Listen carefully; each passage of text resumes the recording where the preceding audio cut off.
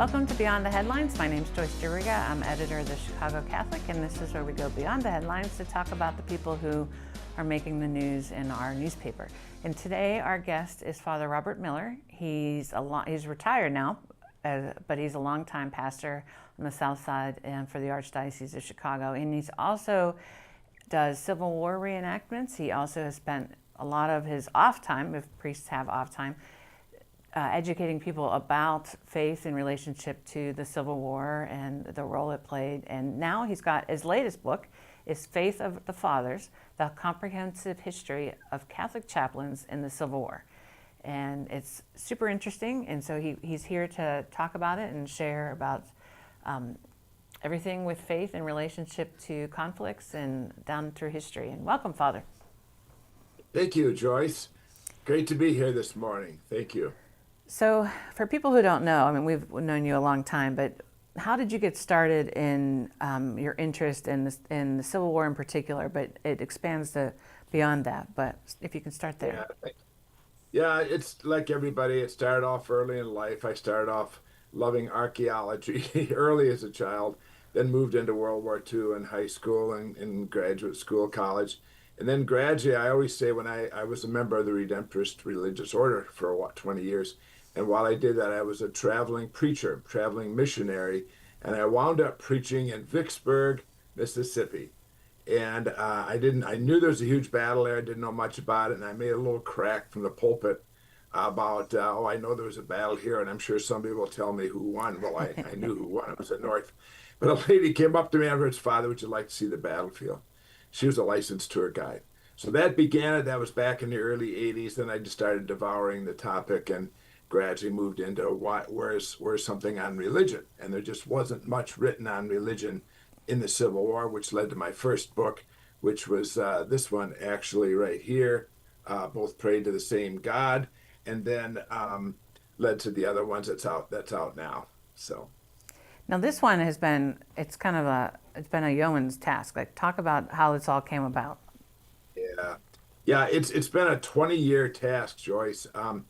When I wrote the last book, Both Prayed to the Same God, it was the study of religion in the country before the Civil War, during the Civil War, after the Civil War. While doing that book, I ran across names of priests. Some of them are obvious. The one that everybody's probably heard of is Father Corby, Notre Dame, at Gettysburg, did a general absolution. And I ran across other names, Father O'Hagan, a Jesuit, Redemptorist named Father Sheeran, member of my old religious order. So I started keeping track of these and making biographies of them all. And when I did that, I started saying, let me see what else is out there. And so I started researching, and I kept looking in the weeds and archives and internet, and found 126 priests who served in the Civil War. And there's undoubtedly many more who served unofficially. I call them occasionally when the troops were in their area. But I came up with 126, and I tell the stories not in a biographical way where it's just one after another, but more thematic oriented. So there's a whole chapter on Notre Dame called The Original Fighting Irish. And then there's a chapter on the Jesuits who, of course, no surprise, dominate the field. 21 served as chaplains. I call their chapter God's Marines. So we kind of organize it thematically, and that's how it came about. I want to get back to, I forgot a pencil, but you mentioned the Jesuits, and there's a reason why that a lot of them serve. I want to get back to that, but can you kind of set the stage? What was the church like? I mean, it wasn't like now, right, where there's all these set parishes, and even like the Chicago Archdiocese was just, fledging. Go ahead. Yes. And by the way, I won't get into it, but there's 3 or 4 Chicago priests that I highlight in this book. So it's definitely worth taking a look at. It has some real Chicago history here too. 2 Chicago Irish groups. Anyway, very different country in America. The dominant factor at the time, twofold: Irish immigration. So Irish were flooding into the country. This is post-potato famine, 1840s, 50s, 60s. Irish are dominating the country, and the majority of them are Catholic, right? So they're coming in, and and bishops are saying, what are we going to do? We have all these people coming in the country and no parishes. They were desperate for priests. and they were going anywhere. In fact, all over the world, they were traveling bishops to try to find pastors for the parishes. So the swarming numbers of Irish. But number two, prejudice in the country. Irish obviously were prejudiced against, but if you're a Catholic, you had a double whammy. And obviously, they were. So there's a lot of prejudice against them. That sets the backdrop for what happened in the century. So not as many churches. Some dioceses were not even around. Right. I tell stories in the book about chaplains from New Mexico, which you'd say, oh my God, New Mexico wasn't even a state. Right. It was still a territory. And in some of the southern dioceses, like Mississippi, for example, the whole state was the diocese. And they had a grand total of 11, 12 priests. So very different world, hard working priests. They had to ride around on their horses with their mass kit, with everything in right on the horse right there. So one of the resolutions, and a humorous note, I resolved to is never complain about being a priest again.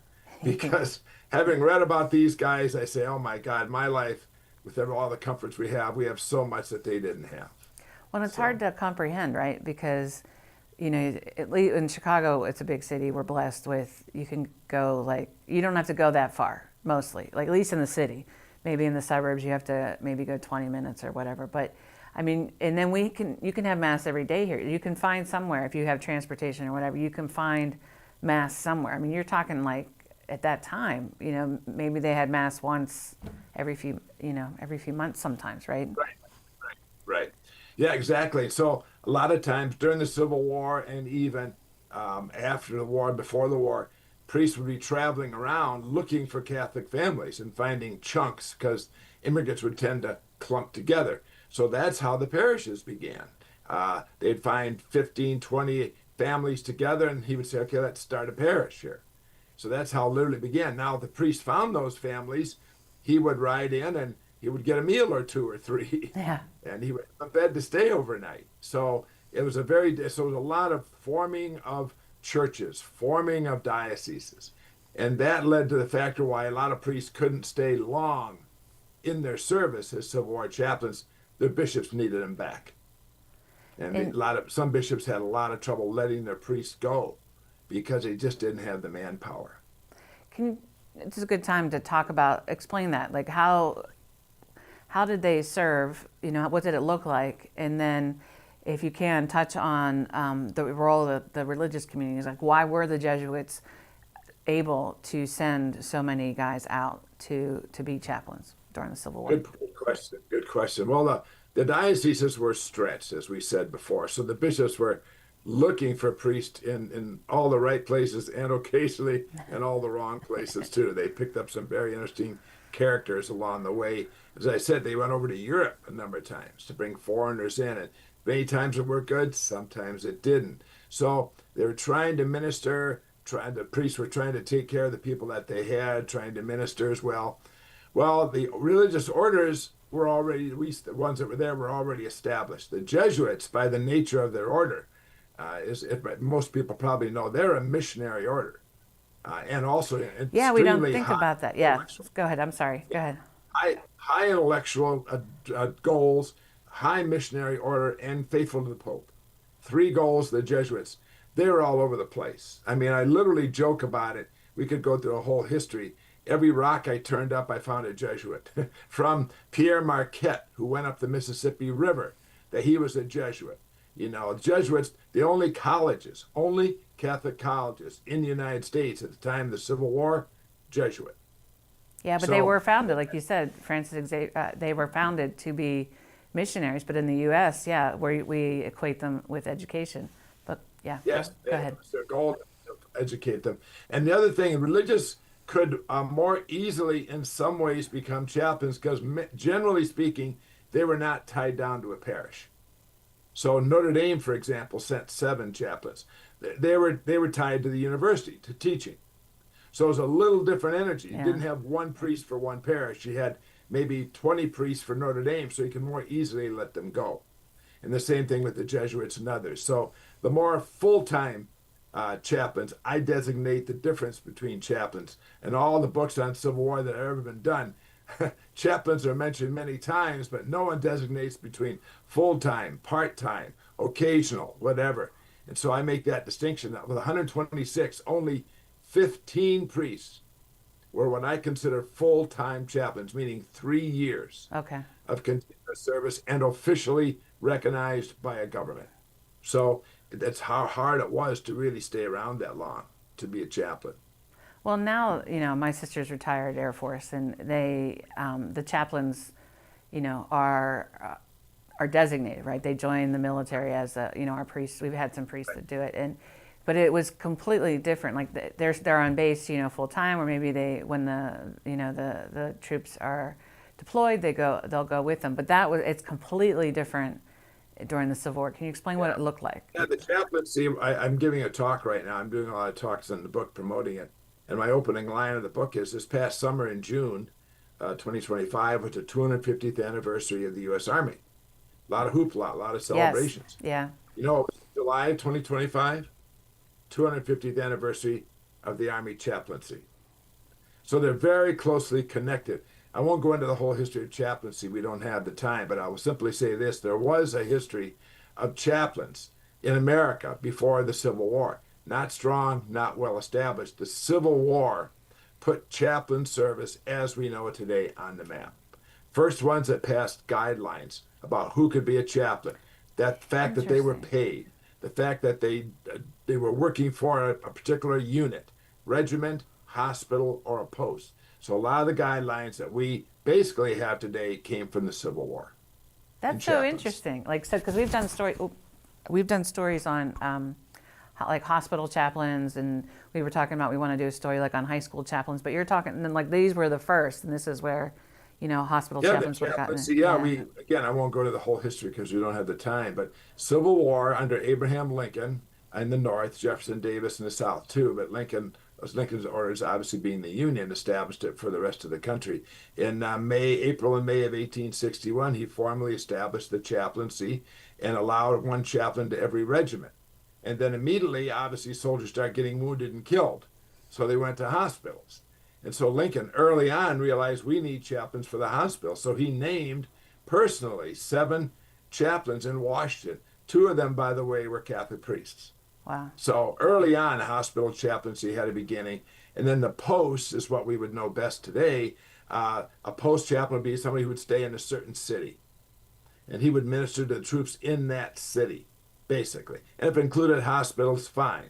But generally, it was primarily the city and whatever troops were in the city. So when a priest would go out, would he go and just head toward where the fighting is? Would he go and say, hey, are there any Catholics here? No, chaplains were attached to the regiments. Okay. 90% of the chaplains were attached to regiments. So where the regiment in the Civil War went, the brigade, that's where the chaplains went, generally speaking. Now, they were not on the field of battle, but they tended to stay, the majority, the ones who were active and involved in jacks of all trades, as I call them, the best, would stand back from battle, maybe by the ambulances, by the medical staff. And then as the wounded fell and the troops moved on, they would go on the field, and especially after the field, they would go on and minister to the troops on the field. The ones in their own regiment first, but obviously it's hard to tell the difference. You'd have Confederates there who were wounded. They'd minister to them too. So yes, generally speaking, they followed the Army. Wherever the Army went, they went. Both Confederate and Union. So there's about 74 Union chaplains, 52 Confederate chaplains. Primarily served both sides. So we were talking offline before we started recording this about, you were just in Gettysburg for a conference, and that when people gather for this kind of thing, or maybe talk about this kind of thing, but faith isn't the first thing people talk about, or even like the second or the third. But faith plays a role in not just, with the individuals who are in battle, but has also played a role in the impetus for. Exactly. Again, we don't have time to go into it, but simply talk about where we are today in our country, the decline of the role of religion in people's lives, the postmodern age we're in, the cynical age, the skeptical age, attendance is dropping. So people think, faith, take it or leave it. It's old, nobody does it anymore. And so they figure because of that, because it's not important to me, it's not important today, it's never been important. Right. Well, they couldn't be more wrong. They're just completely ignorant of history. And throughout history, we don't have time to go into it, many, many times faith has played an enormously influential role in the history of the world. Crusades, 30 Years' War, 100 Years' War, Northern Ireland, Israel, today, Palestine today, what's going on in Nigeria right now. That was very true in the 19th century in America. 19th century America was an extremely religious time. Did everybody go to church? Did they go more than today? Maybe, maybe not. But there had been practically no one who didn't profess that the Ten Commandments were major guidelines to live by.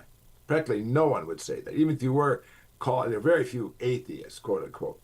But people would respect religion. It was, as Mark Knoll says, previously of Wheaton and then Notre Dame, leading Protestant scholar, he would say religion was the most significant social factor in America at the time of the Civil War. Because there was no other social factors, no media, no internet, no national newspapers. Stop and think of that. Right. No national. You couldn't buy something in New York and say, oh, I'll pick it up when I'm back in New Orleans. No, everything was local. Who had the reach, the outreach, the connection was the national church structure. So religion, far, far more important. And then where did you get your news from? Pastors tended to be the most educated people in many, many of the rural America counties, which was a lot more in America back in those days. Pastors were the educated ones, and people, they would bring a lot of education and knowledge to their people. So religion, far, far more important factor. And during the Civil War as well, more and more soldiers, as the war went on and on, became more religious and respected faith more and more as they saw death all around them.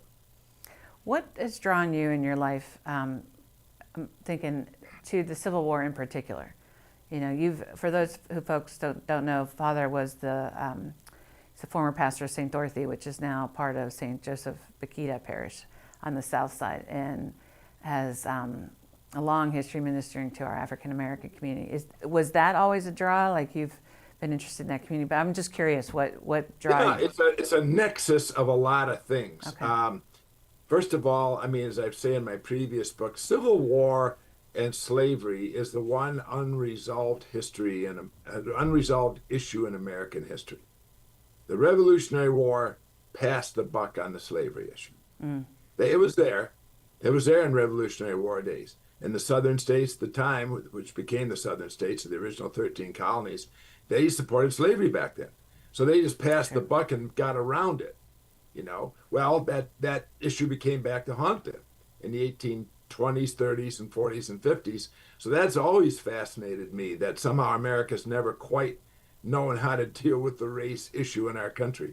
And then certainly being in the African American community gave me a very unique perspective of it. How African Americans were involved in the war. There was, in the end, some 200,000 African American troops that fought, wow. U.S. colored troops. But the whole slavery issue, obviously the dominant issue behind the Civil War, although 90% of the Southern soldiers did not own slaves. So it's a really complicated issue. But all those things kind of intrigued me. And then in the end, I think my being a pastor at heart, I'm simply a pastor. As you mentioned, in your inner city, you got to be a jack of all trades. Right. You know, you don't have the resources. So I've suddenly discovered, oh my God, that's the same thing chaplains had to do in the Civil War.